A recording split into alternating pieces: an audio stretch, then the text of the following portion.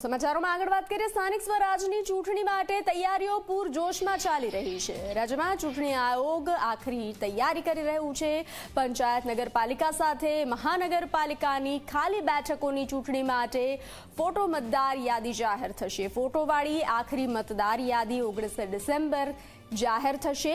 પ્રાથમિક મતદાર યાદી સામે રજૂ થતા દાવા બાદ સુધારા કરી આખરી મતદાર યાદી પ્રસિદ્ધ કરવામાં આવશે। તો પૂરજોશમાં તૈયારીઓ ચાલી રહી છે। વધુ વિગતો સાથે હિતલ જોડાઈ ચૂક્યા છે। સ્થાનિક સ્વરાજની ચૂંટણી ગમે ત્યારે બહાર પડી શકે છે અને તેને લઈ અને આખરી ઓપ તૈયારીઓ પૂરજોશમાં ચાલી રહી છે।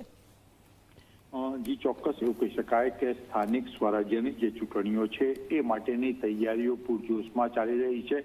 સ્વાભાવિક છે કે જે પ્રકારે 19 ડિસેમ્બરના રોજ ફોટાવાળી આખરી મતદાર યાદી પ્રસિદ્ધ કરવામાં આવશે। સ્વાભાવિક છે કે એના ઉપરથી એક અનુમાન લગાવી શકાય છે કે જાન્યુઆરી મહિનામાં આ ચૂંટણી સ્થાનિક સ્વરાજ્યની ચૂંટણી છે એની જાહેરાત સત્તાવાર રીતે રાજ્ય ચૂંટણી આયોગ દ્વારા કરવામાં આવી શકે છે।